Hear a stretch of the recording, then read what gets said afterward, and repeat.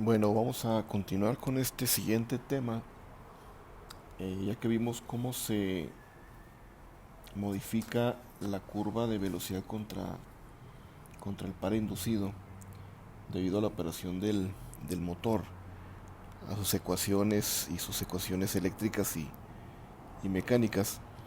En el control de velocidad, una vez que se desea reducir o aumentar velocidad de acuerdo a alguna aplicación, pues es necesario realizar algún método de cómo controlar la velocidad en un motor de corriente directa. Y algunas de las aplicaciones que se pueden mencionar para realizar esto, pues son por ejemplo las laminadoras, aquellos procesos en que se hacen las laminaciones por medio de los motores de corriente directa, en las grúas, en los polipastos, en los elevadores, máquinas, herramientas, en sistemas de transporte y todo aquello que sea para accionar movimiento, transporte o, por ejemplo, locomotoras. En, en el caso de los motores de corriente directa, son las máquinas más extensamente utilizadas para este tipo de aplicaciones. Y el control de velocidad de estos motores se puede realizar esencialmente por medio de tres métodos y de una manera muy fácil, por debajo y por encima de la velocidad nominal, que es la velocidad que tiene un motor en función de su construcción, del número de polos y de los factores que conciernen a la ecuación básica de la velocidad base del motor. Dentro de los métodos clásicos de control de velocidad está el conocido como el sistema Ward-Leonard, el cual utiliza máquinas rotativas como un motor de inducción, un generador de corriente directa y un motor de corriente directa. Entonces, por la complejidad de los motores, pues es un sistema bastante caro. Entonces, se utilizan sistemas de control de velocidad más modernos, como por ejemplo el uso de dispositivos de estado sólido, que, que son por ejemplo utilizar dispositivos como los SCRs y hasta los semiconductores más novedosos que pueden ser los IGBTs o también los MOSFETs o los GTOs, ¿verdad? Entonces, ya a través de convertidores de estado sólido es más fácil poder realizar la, la aplicación de control de velocidad sobre los motores de corriente directa. En el control de velocidad de un motor de corriente directa configurado como en derivación, que es muy similar al motor conectado en paralelo o al motor conectado en excitación independiente. Entonces, para lograr el objetivo del control de velocidad, esencialmente son dos métodos y un método un poco menos utilizado, ¿verdad? Los métodos más comunes se escribieron ya anteriormente, aunque no los vimos, ¿verdad? En un capítulo 1 del libro de Chapman, que se refiere a la máquina lineal simple. Ese tipo de máquinas no lo vimos nosotros en este curso, pero ahí pueden ahondar un poco si a alguien le interesa ver los métodos de control de velocidad en máquinas lineales. Y en el tema del capítulo 7, en lo que se refiere a la espira simple giratoria, también en esa parte se abordó un tanto la cuestión del control de velocidad. Básicamente los dos métodos que se utilizan para el control de velocidad en una máquina de corriente directa en derivación son básicamente dos. El que se utiliza ajustando la resistencia de campo, por lo tanto con esto ajustamos el flujo de campo. Y el segundo método es ajustando el voltaje en las terminales que estamos aplicando al inducido del motor de corriente directa. El método que menos se utiliza para el control de velocidad es utilizando una resistencia en serie con el circuito del inducido. Esto pues no ayuda porque tenemos una resistencia que tenemos que agregar y vamos a tener una caída mayor en el inducido debido al producto de la corriente por la resistencia y aparte pues una pérdida de potencia por el efecto del I cuadrada R. Entonces es un método menos utilizado.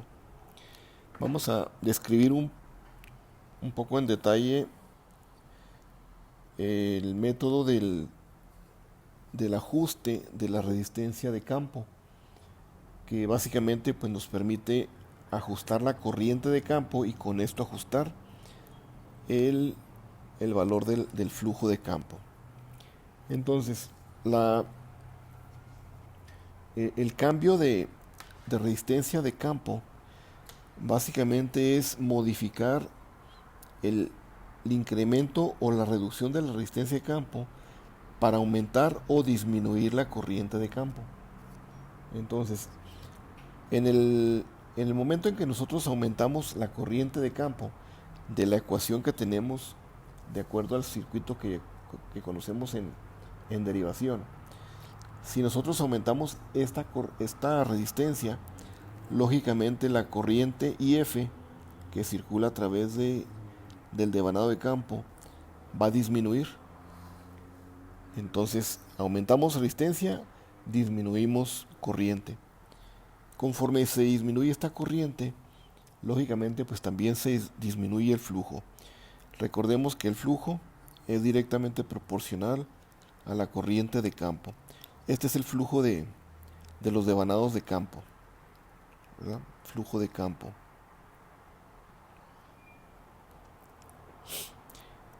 Lo que una disminución de flujo provoca es que exista pues un decremento también en el voltaje generado interno. Es decir, de esta ecuación disminuimos el flujo, disminuye la cantidad de la tensión inducida, lo que por lo tanto provoca ahora un incremento en la corriente del inducido de acuerdo a esta expresión, ¿verdad? Y esto es simplemente por las leyes de Kirchhoff. Despejamos la corriente del circuito y al disminuir este voltaje por la disminución del flujo, pues aumenta la corriente en el inducido. Este numerador aumenta y aumenta directamente proporcional la corriente del inducido. Entonces eso pues es básicamente la forma de controlar la velocidad de la máquina, ¿verdad? Pero más allá de eso, vamos a la parte que corresponde de ese aumento de la velocidad. Como se hace una disminución en el flujo producto del incremento de la corriente de campo, esto produce un incremento en la corriente del inducido. Entonces, recordamos que la cantidad de par inducido va a aumentar una vez que aumente la corriente de armadura. Como en el caso que estábamos tratando, pues precisamente la corriente de armadura aumentó porque hubo una disminución de la tensión de inducido generado. Entonces aumenta la corriente y eso provocó o fue causa de un decremento del flujo. Entonces aquí entran en configuración dos cantidades, el flujo y la corriente. Disminuimos flujo y aumenta corriente, pero la corriente aumenta en una proporción mucho más grande que la disminución del flujo. Entonces el flujo perdón, el valor del par inducido ahora es mucho mayor a lo que se tenía anteriormente, lo que provoca que sea mayor a la carga que tenga conectada el motor. Entonces, al ser mayor el par inducido, el motor empieza a acelerar porque tiene realmente una carga que es menor a lo que está produciendo de par debido a la corriente. Sin embargo, como dice en el texto, conforme el motor se acelera porque hay un aumento de velocidad por una carga ligera y un mayor valor de par, al aumentar la velocidad ahora aumenta el voltaje interno. Entonces este voltaje es igual a la constante, al flujo y a la velocidad. Entonces ahora al aumentar la velocidad del motor, pues lógicamente que aumenta nuestra tensión, lo que ahora provoca que exista ahora una caída en la corriente de inducido. Y a medida que la corriente cae, pues también el par empieza otra vez a caer, hasta llegar un momento en que una vez más se hace una igualación del, del par inducido con lo que se tiene con el par de carga. Este es el par de carga. Entonces, si nos damos cuenta, el motor inherentemente tiene un proceso de ajuste de velocidad y de par con el par de carga. Entonces, desde el momento en que movemos la corriente de campo, al disminuirla, disminuye flujo, disminuye voltaje generado, aumenta corriente, la corriente aumenta el par inducido es mayor que el par de la carga, aumenta la velocidad, pero esa velocidad hace que vuelva a aumentar el voltaje inducido generado. Y eso provoca nuevamente que disminuya la corriente, disminuye el par y hay una igualación de los pares. Entonces llega un momento en que hay un equilibrio entre los pares de carga con el par inducido, aunque haya existido un movimiento en la disminución del flujo. Entonces disminuimos el flujo para provocar un incremento en la velocidad de la máquina.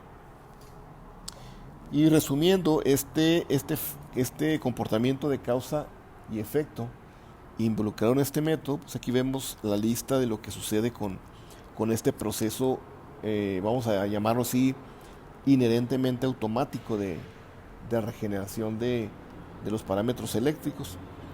Entonces, lo que acabo de decir, pues aquí prácticamente lo describe, ¿verdad? En estas 9 líneas, para que ustedes pues lo vayan viendo aquí cómo aumenta la resistencia, incrementa disminuye la corriente y eso hace una disminución del flujo y así sucesivamente se van dando los efectos. Otro de los métodos de control de velocidad es el que se refiere a un cambio en el voltaje en el inducido. ¿Y esto cómo se puede apreciar? Bueno, aquí en el circuito del motor observamos que está un bloque al que denominan controlador de voltaje variable. Entonces, lo que va a provocar es que el voltaje que tenemos fijo en VT, pues ese ya no lo podemos mover. Pero aquí podemos ajustar por medio de este controlador el voltaje que vamos a aplicar como VA en estas terminales del motor. Entonces, esa es la segunda manera de controlar la velocidad sin cambiar el voltaje aplicado en VT, ¿verdad? Este es el voltaje de terminales. Entonces aquí no vamos a cambiar este voltaje, sino que vamos a hacer una conexión similar a la que se observa en esta figura para efectuar este tipo de control. Entonces, si nosotros incrementamos el voltaje VA, entonces lo que va a suceder es que la corriente de inducido se va a ver incrementada, porque está directamente relacionada con esta ecuación. Esta diferencia dividimos por RA, ¿verdad? Pero aquí estamos aumentando este voltaje. El par inducido, lógicamente, pues también se incrementa proporcionalmente a la corriente, lo que provoca pues que ahora el par sea mayor otra vez a la carga. Y aumenta con esto la velocidad en el motor, porque otra vez se vuelve a presentar un par inducido mucho mayor a la carga. Entonces eso hace que el motor se vaya a una aceleración. Pero conforme aumenta la velocidad, otra vez vuelve a suceder lo mismo. El voltaje interno generado se incrementa por este incremento de velocidad. Esto provoca ahora una disminución de la corriente de inducido, que es la corriente de armadura. Y la corriente de armadura disminuye ahora otra vez el par, llegando otra vez a una igualación de el par de la carga con el par inducido, dejándonos esto en una velocidad de rotación más alta de la que teníamos originalmente. Entonces vamos a suponer que aquí teníamos 800 revoluciones, aumentamos voltaje, sucede lo que ya explica aquí este texto, de tal manera que ahora esta velocidad se va de una velocidad que teníamos original, por decir 1, se va a ir a una velocidad mayor del motor M2, ¿verdad? Entonces BM2 va a ser una velocidad mayor a omega M1. Y de nuevo, pues aquí se resume en esta lista, que son 6 puntos, cómo se efectúa el efecto de incrementar el voltaje en VA, aumentando la corriente, aumenta el par es mayor que la carga, aumenta velocidad, la velocidad aumenta y aumenta el voltaje inducido, y esto provoca una disminución en la corriente, y esto pues lleva a la igualación de las cantidades de par de inducido al de carga, dejándonos esto pues en una velocidad mayor, ¿verdad? Entonces en el diagrama que aquí se presenta gráficamente, tenemos esta gráfica de velocidad contra par inducido, donde este punto es la velocidad en vacío. Le voy a poner un 0, velocidad en vacío o sin carga. Conforme el par se aumenta, pues la velocidad disminuye en esta proporción lineal. Pero si nosotros llevamos el motor a un punto donde mi velocidad es la velocidad del motor 1 y yo la quiero llevar a una velocidad más arriba, es decir, de esta velocidad, la quiero llevar a otra nueva velocidad, es decir, a la que teníamos originalmente por este punto. Entonces lo que hacemos pues es el proceso precisamente de aumentar el voltaje en terminal VA. Se produce todo este listado de efectos, causa y efecto, para que finalmente mi velocidad brinque aumentando de un BA1 a un BA2. Y con esto brinco una velocidad BM o más bien omega M1 a una velocidad omega M2, que sería prácticamente llevarlo de este punto a este punto, ¿verdad? Entonces eso es incrementando los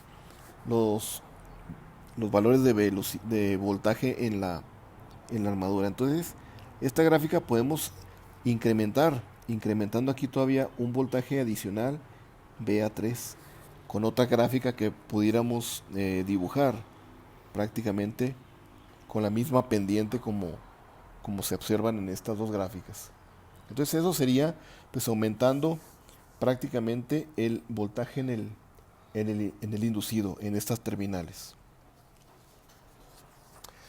El otro método, que es un método de agregar una resistencia en serie con el circuito, pues es un método que no es muy práctico, porque es de los menos comunes y tiene un desperdicio, ¿verdad? Como lo menciona por ahí en el texto, porque provoca una caída mayor de voltaje y por consecuencia también provoca una pérdida de potencia por el efecto Joule, que es el I cuadrada R. Entonces, aquí en la gráfica se observa cómo aumentando la resistencia del inducido, podemos aumentar de R1 a una mayor resistencia, lo que provoca una caída de velocidad. Inclusive aquí pues se ve la pendiente cómo se ve más pronunciada, precisamente porque esta resistencia pues aquí se aumentó hasta una RA4, que es mucho mayor a las RA3, RA2 y RA1. Entonces es un método que realmente no es muy conveniente utilizarlo, ¿verdad? Pero de todas maneras es importante conocerlo, que existe. Hay aplicaciones en las que posiblemente, pues para ciertas aplicaciones se puede utilizar, pero no es muy recomendable, ¿verdad? En este caso la cantidad de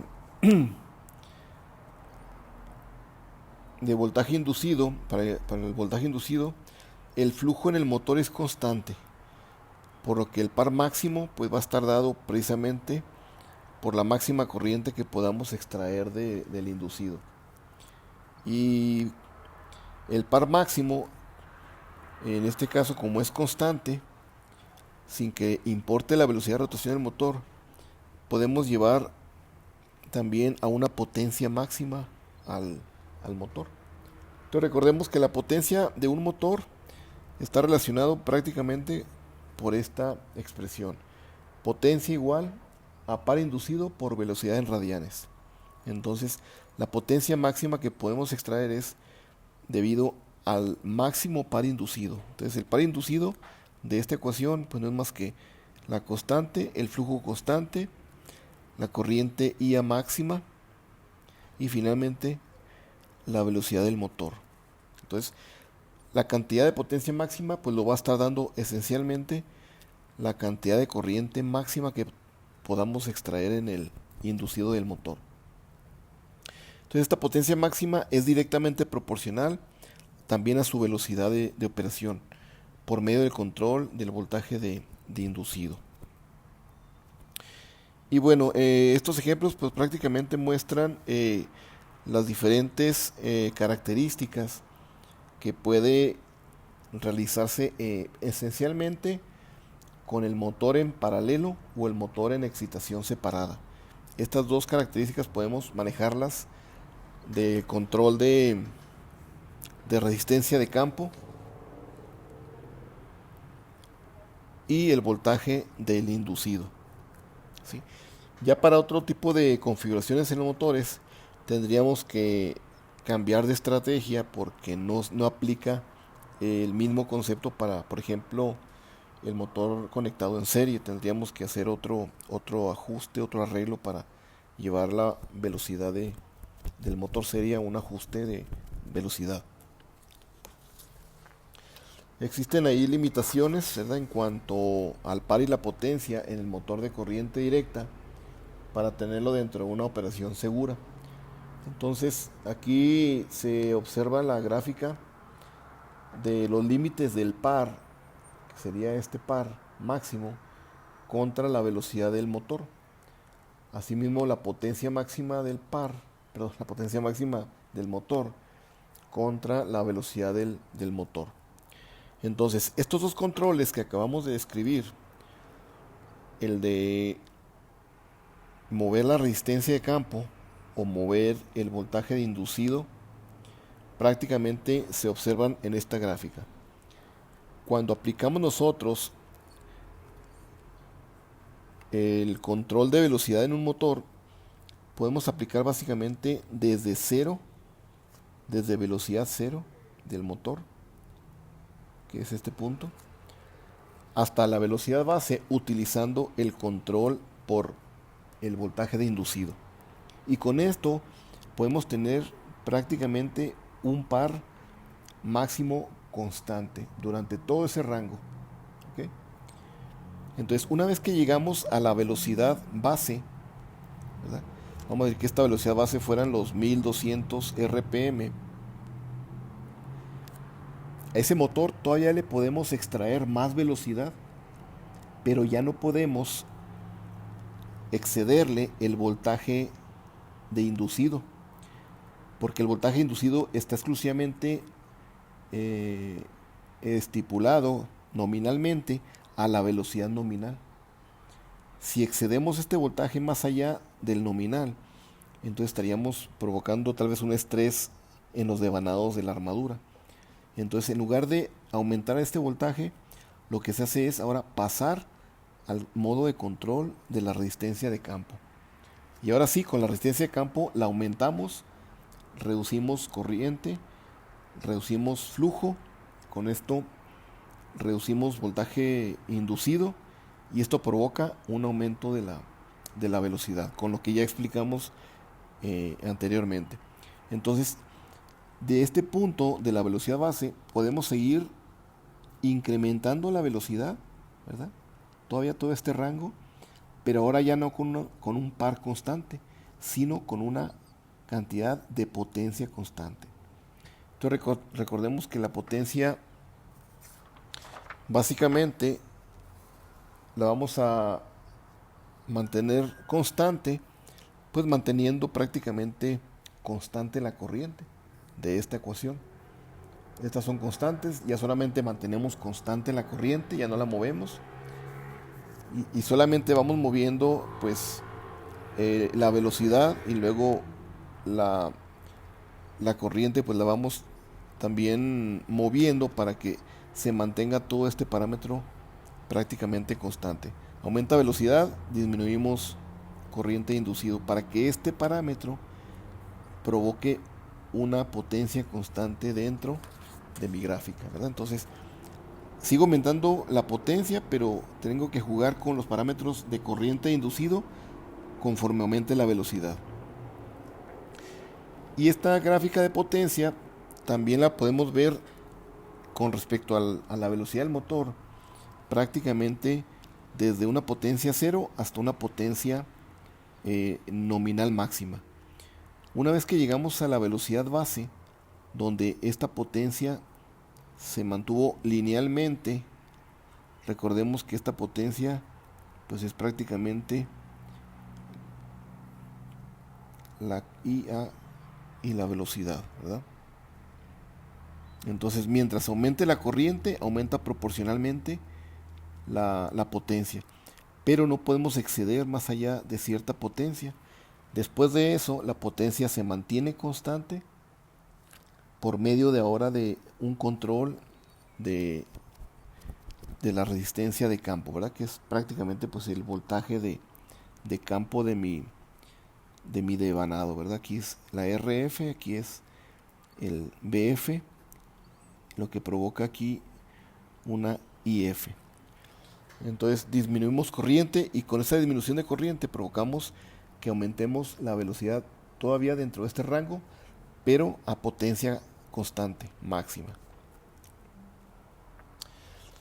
Enseguida viene un par de ejemplos que nos ilustran un poco más estos conceptos de control de velocidad. Entonces tenemos el siguiente ejemplo. Prácticamente es el ejemplo 8.3 del libro de Chapman y nos menciona lo siguiente. En la figura que se muestra como 8.17 es prácticamente un motor en derivación, es decir, en paralelo. Este motor tiene nominalmente 100 HP. Recuerden que la potencia nominal que da el motor son 100 HP, pero las condiciones a las que nos da el problema no precisamente nos van a llevar a utilizar los 100 HP. Ese es el valor nominal de potencia, es la capacidad a la que puede tener la flecha del motor. El voltaje nominal 250 y una velocidad de 1200 RPM, con una resistencia de inducido de 30 miliohms y una resistencia de campo ajustada en 41.67 ohms. Es decir, aquí hay un ajuste y se dejó en este ejemplo en particular en 41.67 ohms. El motor menciona que tiene devanados de compensación, lo cual nos hace despreciar cualquier efecto por medio de la reacción de inducido. Entonces, no tomamos en cuenta aquí la reacción de inducido porque tenemos ahí considerados los devanados de compensación. Bueno, dice que para solucionar el problema se pueden despreciar pérdidas mecánicas y las pérdidas en el núcleo, para simplificar el análisis. Se hace una suposición de que el motor tiene una carga con una corriente demandada de la línea, es decir, aquí en la línea, vamos a tener 126 amperes.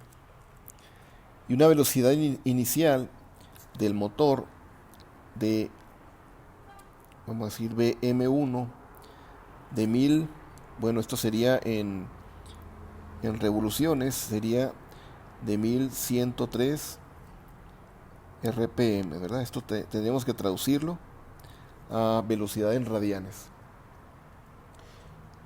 Dice que para simplificar el problema, suponga que la cantidad de corriente del inducido es constante, ¿verdad? Entonces, aquí la corriente del inducido se asume que es prácticamente constante. Entonces, del diagrama también que tenemos, estamos alimentando en terminales un voltaje de 250 volts, que es el mismo voltaje porque está en paralelo que alimentamos hacia el campo, ¿verdad? Entonces, aquí la resistencia está ajustada en 41.67 ohms. Con esto pues nos provoca una corriente de campo pues, que tendríamos que calcular como 250 volts sobre los 41.67 ohms. Y esto pues nos debe dar ahí una corriente. Los incisos que pide el problema es, en la figura que se muestra aquí, es la curva de magnetización de la máquina de corriente directa. Es decir, esta máquina pues la operamos como generador, obtenemos su curva y obtenemos el voltaje generado contra la cantidad de corriente de campo que estamos suministrando en la máquina, ¿verdad? Esta corriente de campo pues nos provoca un voltaje generado. Entonces con esa gráfica nos pide calcular la velocidad del motor si la resistencia de campo aumenta a 50 ohms. Entonces recuerden, tenemos aquí 41.67. ¿Qué pasa si aumentamos esta resistencia? Pues la corriente va a ser menor, el flujo aquí va a ser menor, la interacción del flujo pues va a provocar una corriente, perdón, un voltaje K, phi y velocidad, y eso pues nos va a provocar que aumente la corriente de inducido. Entonces nos pide este inciso. Y el segundo inciso, el B, es calcular y hacer la gráfica de la velocidad del motor en función de la resistencia de campo. Entonces, con esa resistencia de campo es encontrar una gráfica que relacione velocidad y resistencia de campo, ¿verdad? Con una corriente de inducido constante. La solución, pues aquí el libro pues ya nos la da. Solamente hay que hacer algunas observaciones en donde el primer inciso es que la corriente inicial de línea es 126 amperes, por lo que la corriente del inducido pues la calculamos como la diferencia de estas dos corrientes, ¿verdad? La de línea menos la de campo. La de línea son 126 y la de campo serían los 250, no 150. Esto está equivocado, ¿verdad? Entonces es dividir 250 entre 41.67. Y eso nos da una corriente aproximadamente de 120 amperes. Por lo tanto, nuestro voltaje generado pues lo calculamos con esta corriente de 120 amperes y la resistencia de armadura con el voltaje en terminales, dándonos un voltaje EA1 de armadura de 246.4 volts, el voltaje inducido. Una vez que tenemos este voltaje y la corriente inducido, pues nos pide aumentar la resistencia de campo, es decir, esta resistencia se aumenta a 50 ohms. Calculamos la corriente para una IF2 con esta resistencia dándonos una corriente de 5 amperes. La corriente anterior nos daba aquí este valor aproximadamente en 6 amperes. Entonces serían 106 menos 6, 120 amperes. Y la nueva corriente de campo va a bajar de 6 amperes, baja 1 amper a 5. Entonces ahora simplemente con las relaciones de los flujos los voltajes inducidos y las velocidades de los motores, utilizamos la relación de las ecuaciones de los voltajes inducidos. Tenemos el EA1 con esta expresión y el EA2 con esta expresión. Lógicamente, asumimos que la corriente de inducido iniciamos diciendo que era constante, ¿verdad? Entonces, para que esa corriente sea constante, nosotros debemos mantener esta corriente de inducido constante. Esta cantidad no va a cambiar. Entonces, idealmente, estas dos cantidades van a ser iguales. Entonces, de la ecuación, estas dos cantidades son iguales, se hace la unidad, solamente nos quedan los parámetros de las relaciones, las constantes las podemos despreciar o simplemente se cancelan. Los flujos son los que ahora se van a ver modificados, ¿verdad? Porque al aumentar o disminuir corriente de campo, aumentamos flujo. Entonces aquí estamos teniendo dos flujos. Inicialmente teníamos un flujo Φ1 dependiendo proporcionalmente de IF1. Y ahora tenemos un flujo 2 que es dependiente de la nueva corriente IF2. Esta corriente era de 6 amperes y ahora esta es de 5 amperes. Entonces son dos flujos diferentes. Con esto jugamos con esta expresión que viene o parte de la ecuación 741 del libro de Chapman. Cancelamos constantes, nos queda solamente esta relación. Y ahora lo que nos interesa es conocer la velocidad nueva que va a tener el motor con el cambio de la corriente de flujo. Entonces despejamos esta variable de velocidad para que nos quede una relación de flujos y el valor de la velocidad inicial que teníamos en el problema. Entonces, de la curva de magnetización, nosotros podemos aprovechar los valores que nos da esa gráfica del voltaje inducido contra la corriente de campo para cierta velocidad, ¿verdad? Entonces, la gráfica que teníamos anteriormente, pues es para una velocidad de 1200 RPM, ¿verdad? Esa es la con la que iniciamos. Y a partir de esa gráfica,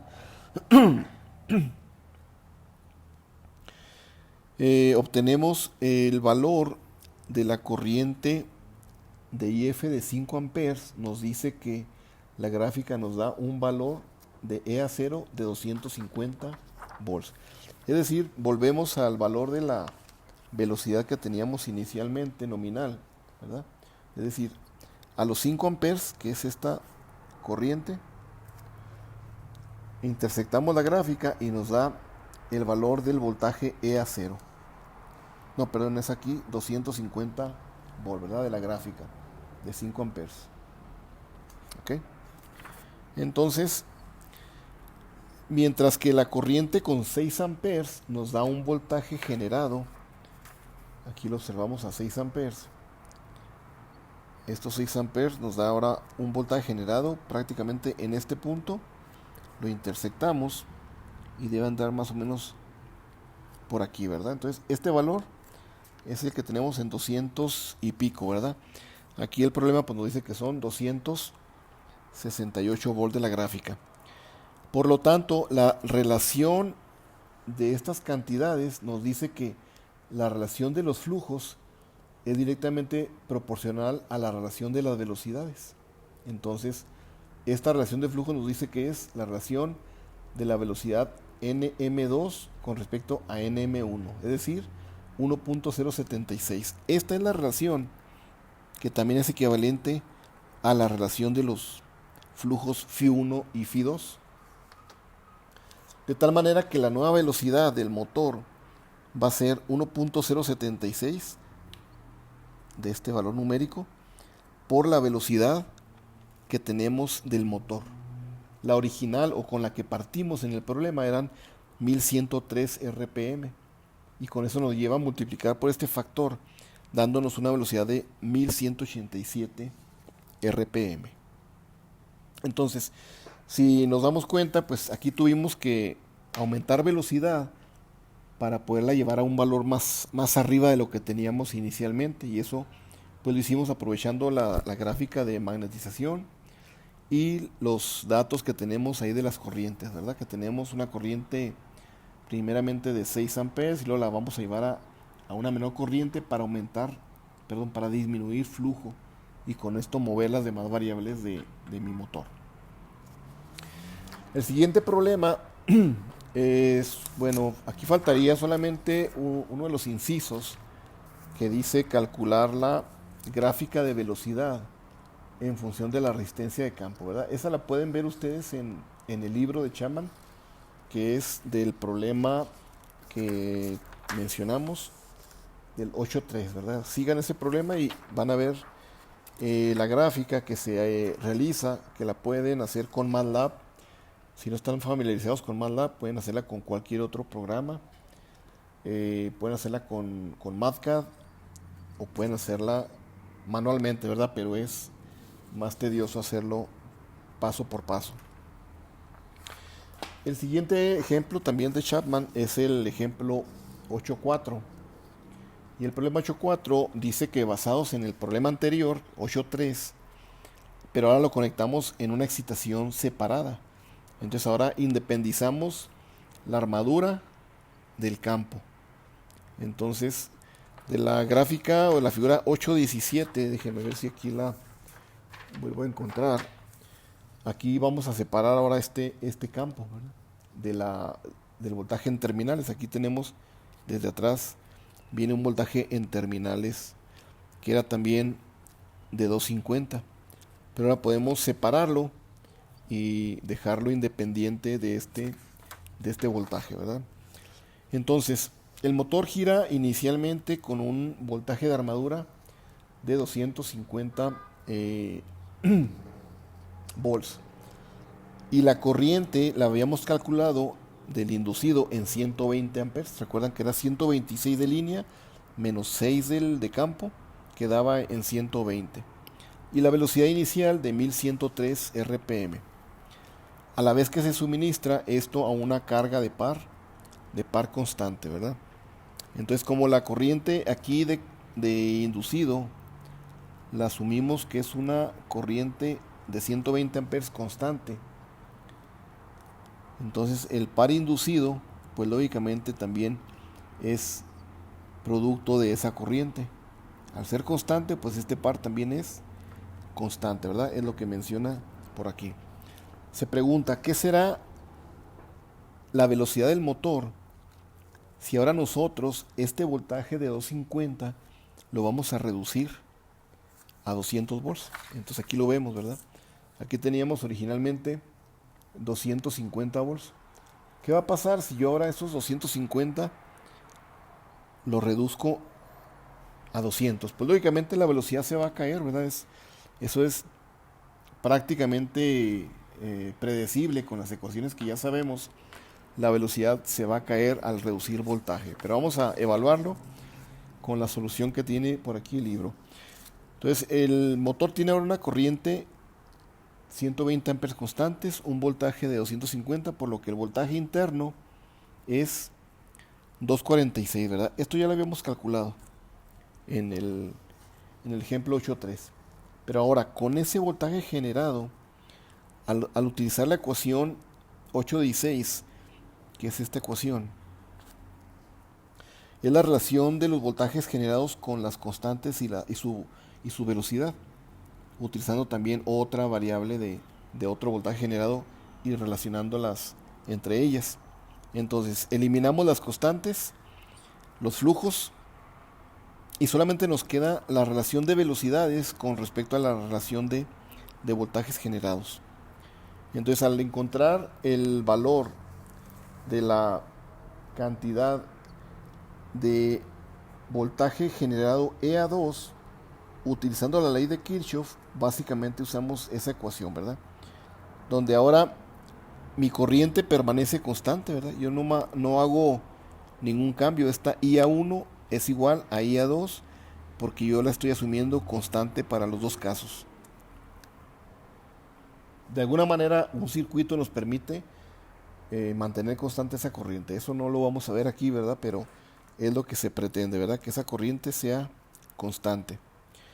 Puesto que ahora el flujo de la IA, puesto que el par, el flujo y la corriente son constantes, resulta un voltaje inducido, generado, con el nuevo valor de Vt de 200. Y se reduce, pues lógicamente, mi voltaje generado en 196 volts. Por lo tanto, mi nuevo valor de velocidad Nm2, utilizo esta relación y calculo sustituyendo los valores encontrados de 196 sobre el anterior de 246 por la velocidad inicial de 1103. ¿Qué sucedió? Pues lógicamente la velocidad cae a 879 revoluciones por minuto. Entonces eso, lo que sucedió, pues simplemente que yo estoy teniendo una gráfica donde tengo yo 250 volts de Vt. Y yo tengo una velocidad nominal y tengo mi par inducido nominal. Esta es la velocidad del motor. ¿Y qué pasa si yo bajo a 200? Pues lógicamente voy a tener una curva muy similar, pero estoy bajando mi voltaje en terminales a 200 volts. Y es lógico pensar que si yo tengo la máquina operando en un punto bajo voltaje, pues me voy a ir a este punto. Bajo mi velocidad que tenía de 1103 a 879 RPM, ¿verdad? Entonces, aquí estaba originalmente en 1103 RPM y estoy bajando a este punto, ¿ok? Y eso pues es lo que podríamos ver con varias gráficas que podríamos dibujar aquí de cómo podemos aumentar o disminuir Vt, ¿verdad? Pero Vt no lo podemos aumentar más allá del voltaje nominal que tiene un motor de corriente directa. Si el motor me dice, puedes ponerle 300 volts hasta 300 volts. Yo no puedo ponerle 350 porque voy a dañar los devanados de la armadura. Entonces tengo que cuidar cuál es mi velocidad nominal, cuál es mi valor nominal de voltaje. La velocidad nominal sí la puedo llevar todavía más allá de la velocidad base, como veíamos en los ejemplos de las cantidades de par y de potencia, ¿verdad? Esta velocidad base de 1200 sí la puedo llevar un poco más allá, pero no en la cantidad de voltaje de terminales. Esta voltaje la puedo llevar más allá, ¿verdad? Entonces ahí hay que cuidar solamente las cantidades de eléctricas, las de voltaje que aplicamos al motor. Yo puedo aplicarle 50 volts, se va a mover la máquina, pero muy lenta. Y lo nominal que puedo aplicarle como máximo 250, ¿verdad? En este ejemplo.